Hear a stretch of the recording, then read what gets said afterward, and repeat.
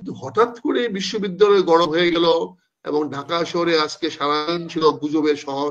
যে যেরকম যেদিকে পারছে গুজব ছড়াচ্ছে, কেউ দৌড়াদৌড়ি করছে, কেউ এখানে যাচ্ছে ওখানে যাচ্ছে, এই কি প্রশ্ন করছে ওখানে প্রশ্ন করছে। এগুলো অনভিপ্রেত, এগুলো প্রয়োজন ছিল না। সেনাবাহিনী তো আসলে ভিতরে গেছে, সে গ্রেফতার করলেও দোষ হচ্ছে, না করলেও দোষ হচ্ছে। তখন প্রশ্ন আসতেছে, আপনি যদি বলতেন যে আমরা আওয়ামী লীগকে ধরবো, Awami League is a devil, okay fine, কোনো আপত্তি তো নাই। আওয়ামী লীগ কি মনে করলো না করলো কিছু আসে যায় না, আপনি আওয়ামী লীগকে ডিক্লেয়ার করে দেন দে আর ডেভিল, ওকে হান্ট দেন। প্রধান উপদেষ্টা সাহেব কেন অনাহুত ভাবে বললেন যে আওয়ামী লীগকে নিষিদ্ধ করা হবে না? দ্বিতীয়ত ডেভিল হান্ট যে করাচ্ছেন আপনি অপারেশন আর্মিকে পাওয়ার দিয়ে দিয়েছেন, সে ডেভিল কারা ডিফাইন করেন নাই। থার্ড, আপনি সেনাবাহিনীকে আর কতদিন ব্যারাকের বাইরে?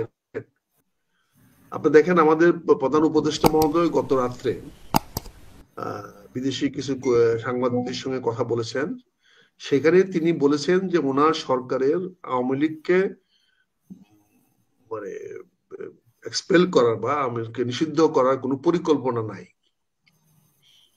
এই কথাটা তিনি বলেছেন। এই কথাটা বলার পরেই এই বাকি জিনিসগুলো শুরু হয়েছে।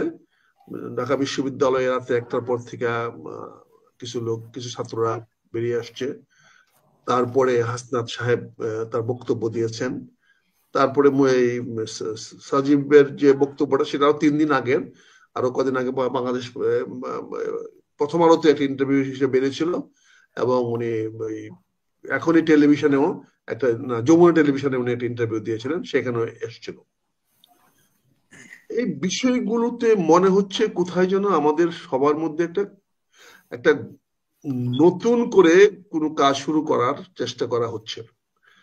কারণ আমরা প্রথম থেকে বলে আসছি যে সাংবিধানিক ভাবে বর্তমান সরকারের কোনো বৈধতা নাই। কারণ বর্তমানে যে সংবিধানটা আছে সেই সংবিধানে এই উপদেষ্টা পরিষদ করার মতো কোনো বিধান নাই, কিন্তু সেটা হয়েছে। আমরা বলেছিলাম যে ওই সময় একটা বিপ্লবী সরকার করা প্রয়োজন ছিল। সেই বিপ্লবী সরকারটা যদি গঠন করা হইতো তাহলে আজকে আমাদের এই দেশে এই অবস্থা তৈরি হতো না। অথবা তখন যদি সেনাপ্রধান যদি ওনার হ্যাডম থাকতো বা শক্তি থাকতো তাহলে উনিও তো সেনা শাসন ঘোষণা করতে পারতেন, কিন্তু সেটা ওনার পক্ষে তখন করা সম্ভব ছিল না, বাংলাদেশের মানুষ তখন সেটা মানতো না। ফলে চেক অ্যান্ড ব্যালেন্স করে সবকিছু মিলে না আমরা বিপ্লবী সরকার করলাম, না সাংবিধানিক সরকার করলাম, না কোনো বৈধতা সরকার করলাম, কিন্তু আমরা একটা সরকার করলাম। এবং ডক্টর ইউনূস সাহেবকে সেই সরকারের দায়িত্ব দেওয়ার কারণে সারা জাতি সেটা নীরবে মেনে নিল। সবাই মনে করলো ঠিক আছে, উনি আমাদের একজন নোবেল বিজয়ী এবং উনি একজন দেশপ্রেমিক মানুষ এবং উনি বয়স্ক, সবারই মুরব্বী, কাজে উনার নেতৃত্বে বাংলাদেশ একটা উত্তরের দিকে ভালোর দিকে যেতে পারবে। এবং তখন আমরা সেখানে দেখতে পারলাম বাইডেন প্রশাসনে সরাসরি একটা মানে কি বলে শুভাশিস ছিল বা ওনার প্রতি একটা ব্লেসিং ছিল। ফলে সবাই এটাকে মেনে নিল এবং সরকারটাকে আমরা আর বৈধতার প্রশ্ন নিয়ে কথা উঠলো না। সেইভাবে সরকারগুলো চলে আসলো। এখানে সেনাবাহিনীকে ইনভলভ করানো হয়েছে এবং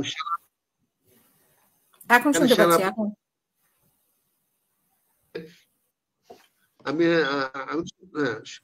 সেনাপ্রধান গত 11ই মার্চে হাসনাত সাহেবের সঙ্গে কি কথা বলেছে সেটা তো ওনারা তো প্রায় কথা বলছেন, আমরা যতটুকু জানি প্রায় প্রতিদিনই বিভিন্ন বিষয়ে কথা হয়, আলোচনা হয়, বিভিন্ন সমস্যার সমাধান সেনাপ্রধানকেও দিতে হয়। আবার সম্পত্তি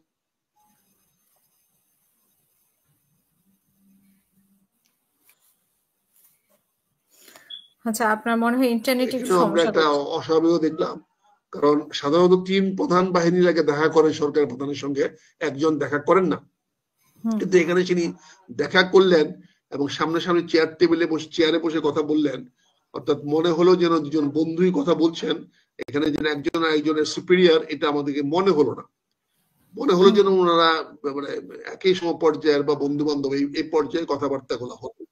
যাই হোক, এটা নিয়ে আমরা সাধারণ মানুষ তো এত কিছু ভাবি না, এত চিন্তা করি না। রোজার সময় আমরা রোজা নিয়ে ব্যস্ত আছি, আমরা ভাবছি। কিন্তু হঠাৎ করে বিশ্ববিদ্যালয় গরম হয়ে গেল এবং ঢাকা শহরে আজকে সারাদিন ছিল গুজবের শহর। যে যেরকম যেদিকে পারছে গুজব ছড়াচ্ছে, কেউ দৌড়াদৌড়ি করছে, কেউ এখানে যাচ্ছে ওখানে যাচ্ছে, এই কি প্রশ্ন করছে ওখানে প্রশ্ন করছে।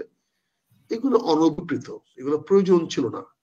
এগুলো কেন যেন মনে কিন্তু হচ্ছে মানে আলোচনাটা অপরিপক্ক হচ্ছে ভাবে যে আওয়ামী লীগকে পুনর্বাসন করা নিয়েই তো প্রশ্ন, যে আওয়ামী লীগকে কেন পুনর্বাসন করবে এত জনের রক্তের উপর দিয়ে, যেটা নিয়ে আওয়ামী এতদিন লীগকে এখন কে খোলামেলা পুনর্বাসন এটা। করলো, কোথায় করলো, এই আওয়ামী লীগকে পুনর্বাসন কে করলো, কোথায় করলো, কে করতে বললো? আওয়ামী লীগকে বহিষ্কার করা হবে না বা নিষিদ্ধ করা হবে না, এই কথাটা প্রধান উপদেষ্টা সাহেব বলেছেন। হুম। এই কথাটা করা হবে না।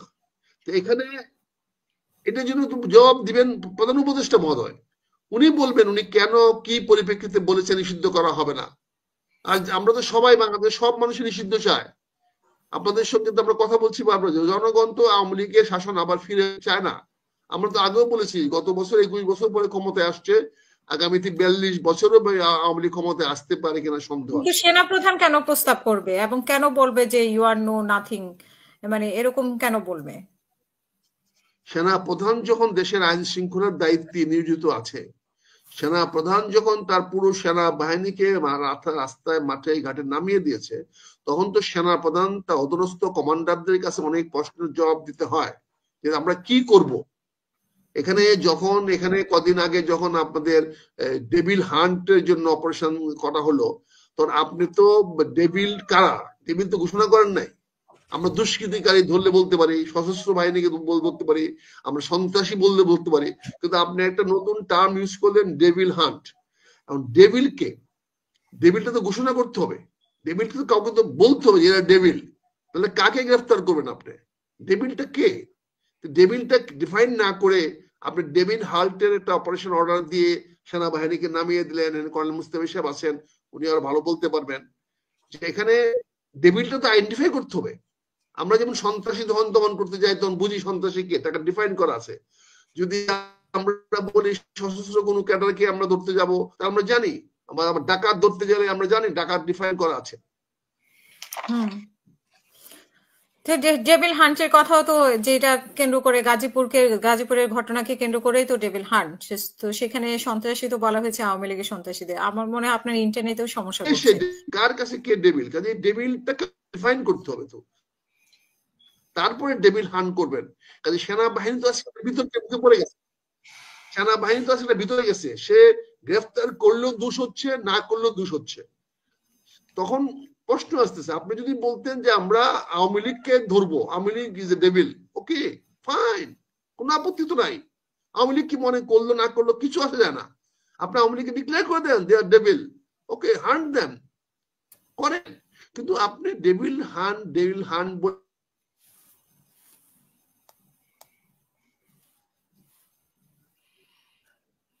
সার্জেন্ট, সে কে কাকে ডিফাইন করবে? সে ডেভিল, সে কাকে ধরে?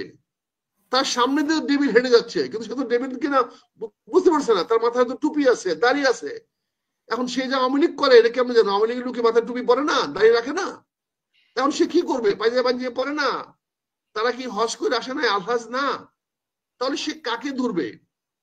এই পোশাক পরে তার সামনে দিয়ে চলে যাচ্ছে। এখন তো আর কেউ ওই মুজিব কোট পরে না, বা ওই যে ওই জওহরলাল কোট পরে না। এখন তো আর প্রিন্স কোট কেউ পরে না। তাই প্রিন্স কোট তো এখন আমরা দেখতে পাই না। কাজে এখন সেনাবাহিনী কি কাকে আইডেন্টিফাই করবে, কাকে ধরবে হিসাবে? কাজে সেনাবাহিনীর সমস্যাগুলো আপনারা বোঝার চেষ্টা করতেছেন না। সেনা প্রধান তো তার কমান্ড করতে হবে, কমান্ডারকে বলতে হবে। এই জন্য তিনি হয়তো কথাটা বলেছেন, কিভাবে বলেছেন আমরা জানি না। আমরা এক পক্ষের কথা শুনেছি, এক পক্ষের কথা কখনো ভালো হয় না। আমরা সবসময় দেখি এক পক্ষের কথা শুনি। এক পক্ষের কথা না শুনলে এটা তো হাসনাত সাহেব ওদিনই বলতে পারতেন যে ভাই তুমি আমাকে এই কথা কেন বলছেন, আমি জনগণকে জানিয়ে দেবো। অথবা আমরা সেনা প্রধানকে জিজ্ঞাসা করতে পারেন আপনারা উনি কি বলেছেন কিনা, দুজনে কি কথা বলেছেন। এখানে আমি তো কোনো পক্ষকে দায়ী করতে পারতেছি না। হাসনাত সাহেব যে কথাগুলো বলেছেন সেই কথাগুলোর মধ্যে কিছু বলেনি। স্বাভাবিক, প্রতিটা মানুষই নিজেকে ইনোসেন্ট মনে করে, ইনোসেন্ট দাবি করে, প্রতিটা মানুষই নিজের ভাষ্যটাকে শ্রেষ্ঠ ভার্সন বলে মনে করে, সে তার বক্তব্য দিয়েছে। কিন্তু কি পরিপ্রেক্ষিতে তাকে ফোন করলো, কথা হলো, এটা তো আমরা পাই। এবং এখানে সেনার প্রধানের সঙ্গে কথা হয়েছে কিনা বা তিনি বলেছেন কিনা তারও কোনো সুস্পষ্ট আমরা দেখতে পাই না। উনি বলছেন করেছেন ক্যান্টনমেন্ট থেকে। এই প্রশ্নগুলোর জন্য 3টা জবাব আমাদের জানা দরকার। একটা হলো আমাদের প্রধান উপদেষ্টা সাহেব কেন অনাহুত ভাবে বললেন যে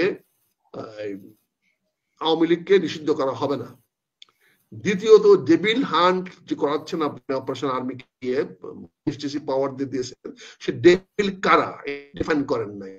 থার্ড, আপনি সেনাবাহিনীকে আর কতদিন ব্যারাকের বাইরে, তারা 8 মাস হয়ে প্রশিক্ষণের খবর কি? তাদের তো ট্রেনিং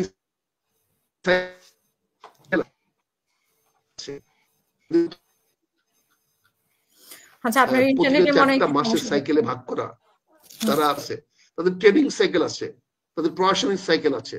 4 মাসে 4টা সাইকেল, 3 মাসে 12টা সাইকেল চালানো হয়। তার মধ্যে 2টা সাইকেল ট্রেনিং মাস্ট। একটা সাইকেলে সে যাবে 3 মাসে সে যাবে তার ছুটি ছাটা পিলিপ কাটাবে, আর একটা 3 মাসে প্রশাসনিক কাজ কম করবে। এখন 8 মাস চলে যাচ্ছে, তারা কিছুই করতেছে না, তারা